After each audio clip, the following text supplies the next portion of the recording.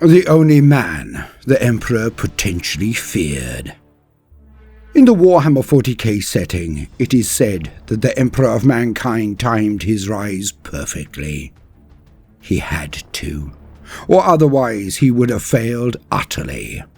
This was the reason the Unification Wars were so hard fought. This is the excuse used to justify why the Great Crusade was so rushed. But, gentle listener, what if there was actually another cause? A far deeper, darker reason. Welcome, gentle listener, I am Baldermort, your faithful servant, and I wish to introduce you to the factions, forces, and faces of the grim darkness of the far future, where there is no time for peace. There is only time for war. And today, we shall be exploring a rare and almost universally ignored figure, one that casts such a long shadow, and it bemuses me that none seem to have covered this topic before, though I can understand this from one perspective, for there are so few hard details, mere breadcrumbs of myth and legend, footnotes and tertiary quotes. Yet, I shall endeavour to not only elucidate the time and import of this being, but my secret suspicion that he was far more important to the setting than any have previously dreamed. He is a figure shrouded in the darkest of miasmas, for he existed in the period where no records were ever kept, and knowledge and wisdom were consumed as fast as the pitifully short lives of the inhabitants of that age. Yet, to make this period live and breathe, I shall explain how we came to the pathetic circumstances that permitted such a monster to exist. So, gentle listener, let us delve into the darkest corners of the lore and see what we can uncover together. But first, as is customary, let us have a wee tale to whet the appetite and set the tempo of this entry. From the Bald Library, Unspeakable Suspicions.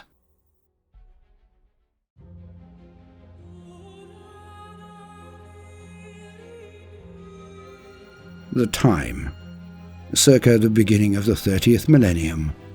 The place, Holy Terror, beneath the Himalaysian mountains, beneath the peak of Rakposhai, dread Kangbamaru, also known as the Vault, the prison where the Emperor incarcerated his enemies during the Unification Wars.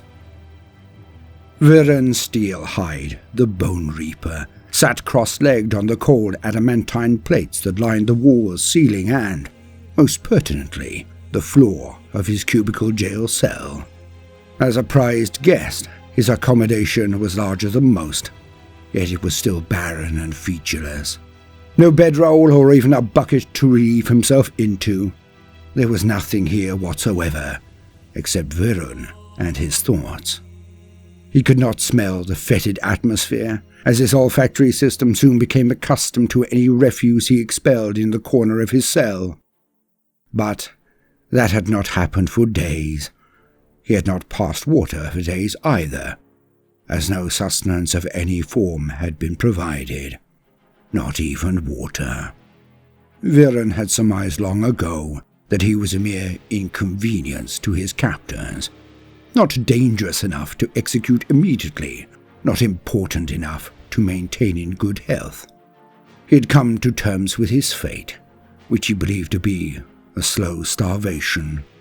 He would not attempt to elongate his existence through consuming his extremities as some did, but he would not hasten his death either, for there was still some small part of him that held out hope. At the very least, he was not a psyker. He was not in one of the cells that cut them from their birthright. Viren had witnessed this done to others before, how the gifted ones would rock and wail, as if something severed their very soul from their body. A small mercy, he supposed, yet time was his enemy. He could sense his sinews wasting away with every second. No, they had fed him well enough before, but now the last 3 weeks had seen the periods between refreshments slowly creep apart. A tactic to break him? Why, Nobody had even come to interrogate. Was he forgotten? Then, blessed relief came as he heard movement from the corridor outside his cell. The Bone Reaper crushed the feeling, chiding himself for the foolish lack of control. He should expect nothing but death. Yes, this will be water, perhaps even a morsel to eat. Nothing more. He hated how his heart quickened in anticipation. Yet the small hatch at the bottom of the door did not lift. No tray slid into his confines. Viren's steel hide winced as light shone down on him, as the door opened wide. The light was interrupted by a shadow falling over him. He cautiously looked up to witness two of them walking into the room, huge beyond even the Thunder Warriors. They were encased in blackened auramite, their deep red pauldrons and cloths punctuating their appearance. Well, that along with the spears that these warriors used. Golden weapons with blades at their end, ones that could cut through an Ironside's armor like it was butter. Even so, these weapons also contained hideous ballistics that were so effective against near any enemy. Bolters, they were called by many. He had witnessed them in action before, how the rounds were not just bullets, but tore through their target, burrowed deep inside of them, and exploded out. Anyone struck with such a weapon was dead.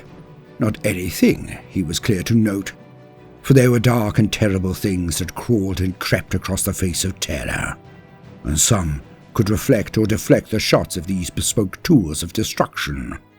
Yet Viren was quick to note that the same could not be said of the power blades atop the spears. He had never seen anything resist their edge. Ever. These were the Shadow Keepers of this place, a subsect of the 10,000, the honor guard of the most powerful warlord on Terra, or so some said. And not any Shadow Keeper either. One had the excessively filigreed armor of high office. Perhaps this was the Lock Warden, the lord of this place. If so, then why was he here? What did he want? Then, as the two behemoths of metal and fury stepped aside, the answer materialized before Viren's eyes. A scrawny old man, clutching a staff that burned at its summit. Green robes surrounded him, his face being the only thing immediately recognizable. It was a seneschal, the left hand, the last sigillite. Viren did not make to stand, did not move a muscle as he looked up at his visitor. My master will come. He will free or avenge me. Either way, you will die. The wry smile of the old man did not match his cold, mirthless eyes. You don't know? Of course. How could you? Taken at the Battle of Kralana, languishing in here since. The captive cocked his head as his eyes thinned and he drawled. Kralana. It was a glorious battle. You lost, retorted the old man, stood perfectly still. Did we? The Slay stacks reached the heights of the city walls. We punished you that day. The old man rolled his eyes and waved at the cell walls as he flatly stated, and still, you lost. My master, began the captive, but was flatly cut across by the sigillite, is dead. Viren Steelhide, the Bone Reaper, his eyes fluttered a dozen times as he gasped. What? As if responding to a query about the weather, the old man responded. 3 days ago, the last armies of Narthan Dume were defeated, and he was executed on the plains outside Venorai. Shocked silence. Denial. Viren leapfrogged this emotional step. He knew the sigillite spoke only truth, so he moved straight to rage. Your emperor of mankind! He will be a tyrant like no other! He spat. The old man sighed, then languidly retorted. Perhaps. Only if he refuses to learn from his mistakes and ignores his counselors. Fists clenched, Viren glared up at his tormentor. "You came to gloat?" A mildly raised eyebrow from the sigillite as he responded. "I came for information." The lips curled back as Viren spat. "I'll tell you nothing." The old man nodded wistfully. "Not with your tongue, no. I suppose not." Eyes widening, the captive said, "Stay away from me, witch!" An ancient insult for a rather modern condition, or, more rightly, faculty or ability. The captive put his hands on the floor, looking as if he would rise. He stopped stock still as one of the huge warriors behind the old man lowered his spear-like weapon just a fraction and took half a step forward. The lockmaster looked at the custodian of lesser rank, and he paused. Resigned to his position, the captive leaned forward and clenched his hands together, controlling his anger. "Why do you go through the banter? Bored of winning? Ruling, not matching up to expectations?" The wry smile flickered across the face of the older man again as he retorted. "Not in the slightest. I serve the Emperor, and through him, I serve humanity." "Why are you here, last of the sigillites?" "We intend to expand. You may know of other hidden pockets of resistance or resources. So, one way or another, you will give them to me." "What is enough for him? What is enough?" "History will remember this as the age of the Unification Wars. He will take it all, Viren Steelhide. He will unify it all. Every land on Terra, every peoples. Unified. For the good of the people, I presume. The clarion call of every warlord since Gilgamesh or Sargon. As my lord Narthan once said, an ambition to save humanity is almost always a disguise for the desire to rule. The older man looked down at the captive, then moved for the first time since he began the conversation. He bent over and brought his face closer to Viren. "You know your history. You are educated. That could make this easier. Apply logic, Viren. Submit, and it will be swift and relatively painless. Relatively." Their eyes locked. The captive now said his piece. "Yes, you'd like that, last of the sigillites, which I can attest to, can confirm. For I met another of your kind, put him to the question. Before he died, he sang a strange song that I had marked up to fantasy. He had met a man who claimed to be older than cities. This being claimed he was not alone. He claimed there was one amongst this group of immortal beings who was unto godlike in power. Your emperor. Why else would the last of the sigillites serve him, give him their home in the Himalayan mountains? But I'm a student of events more current or so, and I asked myself one question. If your emperor is an immortal, this being, then why did he delay? If his quest is to save humanity, why did he wait in the shadow so long? Where was this empathy during the most terrible reign, when Albia, then Pan-Pacifica, fell? To that king. You know of whom I speak. Why did your emperor not move then? It was the most brutal regime imaginable. There was no place for hope. Yet the emperor did not rise. Why did he let the tyrant roam free? Then, as time passed, why did he wait until the last of that king's line was executed by their own countrymen? Why did he not move until then? Narthan Dume was a paragon of virtue compared to that figure. So, why sigillite? The older man blinked and stood tall again, looking down his nose at the captive. It was not the right time. The captive repeated himself with a deepening sneer. "Why, Sigillite?" The eyes of the older man began to shine as he connected with vast powers. "You will never know the answer to your little lying conundrum, nor will you be permitted to spread it." With that, Viren Steelhide the Bone Reaper began to convulse. His eyes rolled into the back of his head as he gulped at air to fill his lungs. His hands became claws as they tore at his own chest, pain rippling up and down his left arm. With a final shudder, Viren fell backwards, panting no more, moving no more. The old man slowly turned to the two armored figures and stated, "It seems he didn't know anything of worth after all. A pity when interrogating such a strong personality. It often ends so, well, finally." He turned to the lock warden.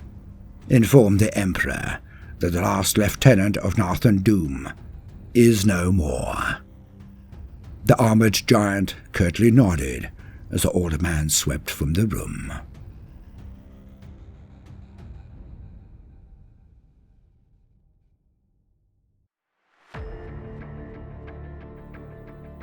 Now, let us gain an understanding of what we are talking about. The human race was created by the last Old One. We developed slowly and without much interference. The Necrons still slumbered. The Great Devourer had not arrived. The Orcs were kept in their place by the culling of the Eldar Empire. The forces of chaos had not truly made themselves known as forcefully.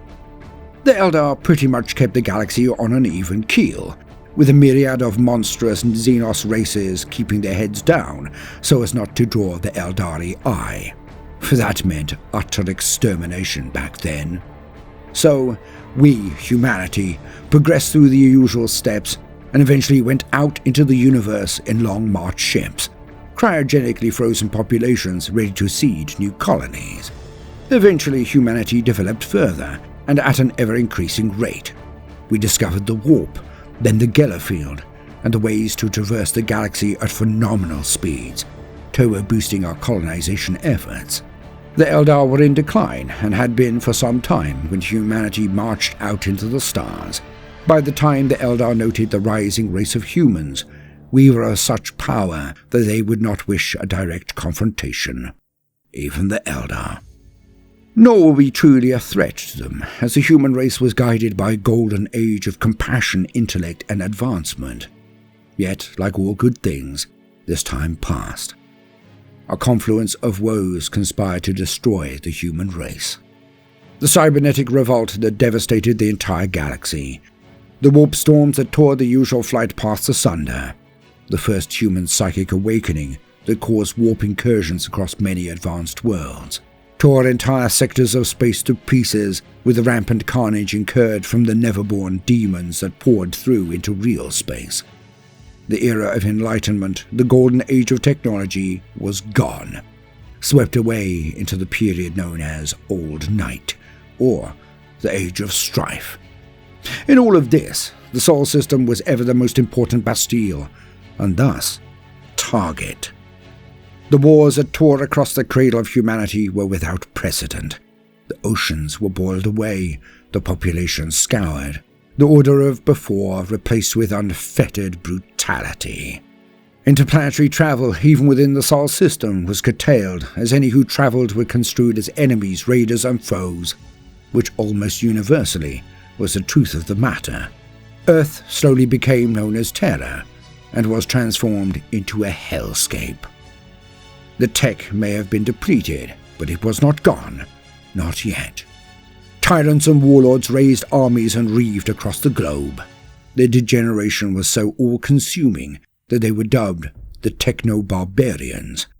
They still had much of the technology of the past, weapons of terrible destructive power, gene-enhanced warriors mutated into paragons of slaughter. But they were utterly barbaric, thus Techno-Barbarians. Even this does not tell the full tale, as the psychic awakening had brought demonic hordes, witches who could bend and break reality, psychics and necromancers. It was a living hell. Such names come from that time. Callaghan of Ursh, Cardinal Tang of the Indocenic Bloc, the Priest King of Mauland Send, Dalmath Kin of High Brasil, the Queen of Atlan, Uliam the Red, and of course, Narthan Dume, the tyrant of the Pan-Pacific Empire. When the Emperor arose, he did so slowly. He was hampered by two constraints. Firstly, he had to build, not just destroy. Most of the techno-barbarian warlords were content to slaughter everyone and crush everything in their path. The Emperor of Mankind had to take and then hold. His goal was not to be the last man standing on the embers, but the Emperor of a unified and healed terror. Thus, he took over 700 years to build his forces, overwhelming one techno-barbarian nation after another. He could have unleashed his warriors and secret weapons and taken the planet in a tenth of that time, perhaps, but he needed it intact. Also, it is so strange to many that the Emperor with the Custodian Guard at the head of armies of Thunder Warriors still took so long to conquer Earth. Yet, they forget that this is possibly the most hard-fought battle since the War in Heaven. Oh, the Horus Heresy in the War of the Beast may have had numbers and planets blotted out to such a scale as to make the Unification War seem like a pet home project. But, let me assure you, this is not the case. Of all the wars the Emperor ever had to fight, this was the hardest.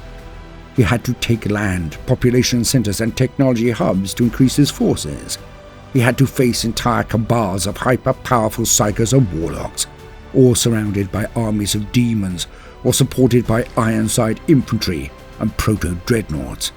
The Thunder Warriors were always a sledgehammer, not a scalpel, but they needed to be. It is said that the Emperor rose at exactly the right time. He had to be so careful. Why? Because he labored under one understanding. The Emperor needed to take Terra and then the entire Sol system. He needed to conquer or ally himself to the tech priests of Mars to gain their vast production capability. He had to conquer Luna to gain the gene smiths that would permit him to mass produce his legions of space marines at the rate required to perform the Great Crusade. He created the Primarchs to lead them, but even so, they were scattered across the galaxy. His Great Crusade could have been more measured, could have found independent colonies and even pocket empires of humanity and left them to their own devices for centuries, slowly bringing them into the fold through diplomacy and trade, much as the Tau do now. The Crusade could have moved around some belligerent sectors of space, cordoning off the Xenos races therein, not immediately exterminating them. It could have been slower and permitted absorbed colonies to volunteer warriors and workers, instead of tantamount to enslaving entire populations to feed the frantic onward rush of the Great Crusade. It could have done a million things differently, yet the Emperor did not have the time. Why? Because of the dark gods of chaos. It is said that the Emperor arose on Terra when the warp storms were abating. He could feel the birth of Slanesh, the Prince of Pleasure, she who thirsts, and knew through his potent powers of prognostication that the warplanes would be opened again soon. He took Terra and then formed the Great Crusade. A gamble indeed. He knew that if he came out in the open, then the dark gods would be alerted and would move to stop him. No unification of humanity, no imperial truth, no plan to make the gods a thing of the past, for that is what the imperial truth was designed to do from the very outset, to starve the dark gods of chaos, and thus weaken them to the level where they could be dealt with finally. So, we have just covered the convenient basis for the why and when of his campaigns. Yet, I ask myself one question. Why?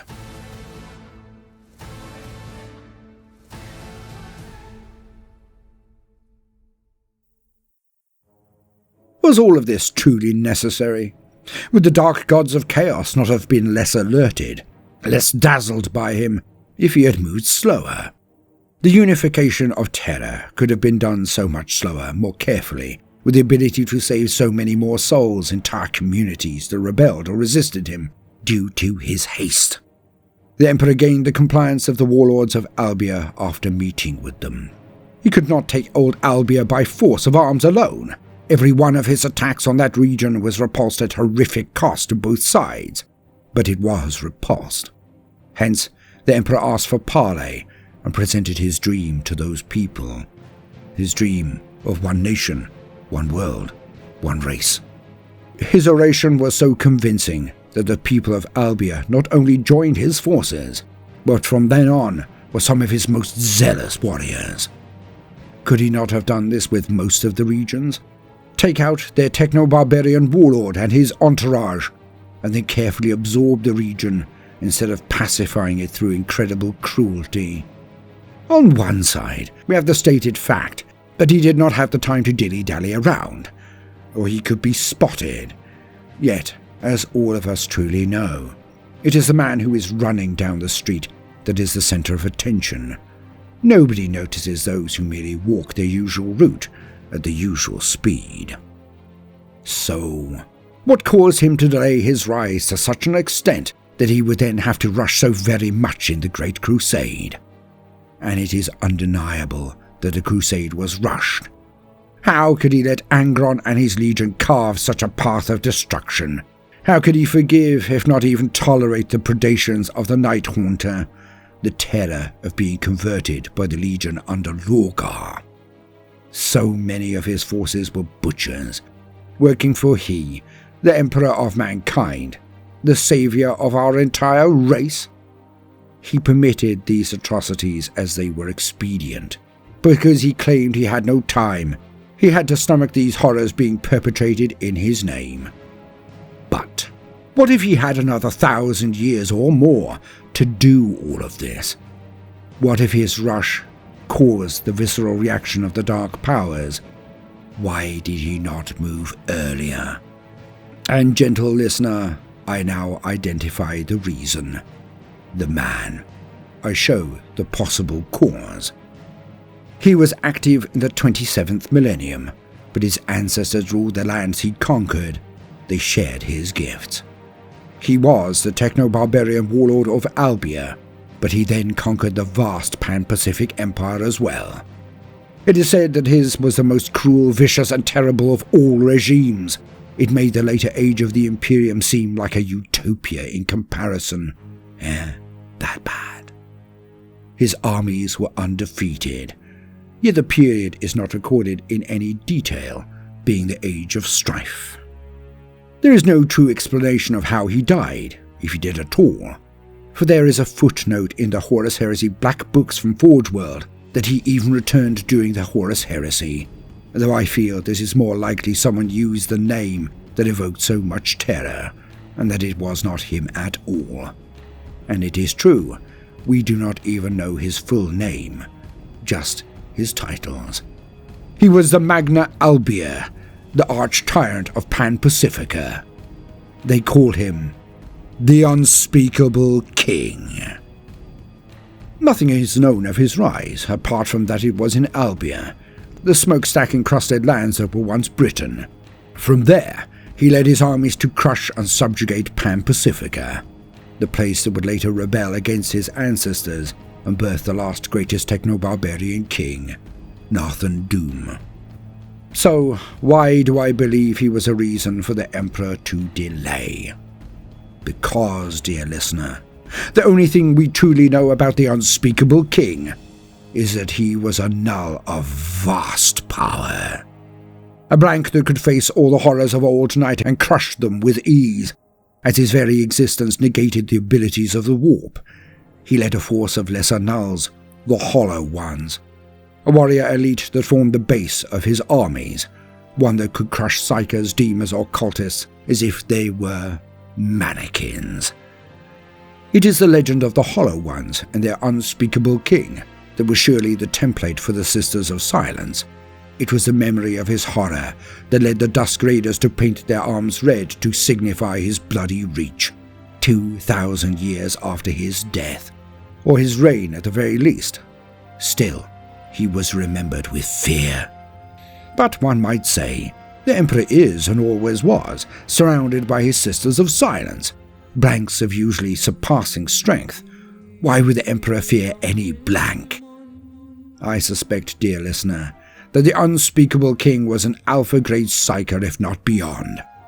He was phenomenally powerful, and he bred. He had ancestors and an army of nulls, the Hollow Ones. Perhaps this is just pure conjecture, but I do like to play around the grey edges of the setting, as we all know. What if the unspeakable king was so powerful or blank that he made the Emperor pause? That the Emperor may well have been able to defeat him, but was not sure. For in the dark age of strife, this one being was always seen as the most terrible, so surely his power must have been colossal. He was not just brutal, he was terrible. To be so in such a time means he must have been beyond the pale, not just in intent, but in potential. It is also noted in the scant records that we have of the Unification Wars that the Emperor arose after the last of the unspeakable king's ancestors was finally ousted from power by the warlords of Albia. They were executed, of course, as is usual in times of barbarity. It could all be pure conjecture, that the instigating event of the Emperor's rise was indeed just the calming of the warp storms after the birth of Slaanesh. But it just fits together oh so nicely, does it not? The instant the last of the unspeakable king's line dies, the Emperor pokes his head out. Or perhaps, just perhaps, the Emperor did not wish to rise ever. That he wanted to remain in the shadows as he had done for the vast majority of the time. Perhaps it is the predations of, or the horror of, the reign of the unspeakable king that finally decided the matter for the Emperor. Perhaps the armies of the Hollow Ones were so twisted that they opened the eyes of the Emperor and forced him onto the road to the Golden Throne. A question to which I hope we will never know the answer. But just know this. There are dark things lurking around in the very depths of the lore, some even more terrible. And together, in the future, we shall explore them all. I have been Baldermort, your faithful servant. Like the video if indeed you did. Subscribe if you like a non-AI voice to sing you to sleep or support you in the hour's painting. Hit the links in the pinned comment or the video description for other methods of listening or other deals as they arise. And most importantly of all, thank you for your time. Now, no matter what you do today, do try to make some time for fun. Toodaloo.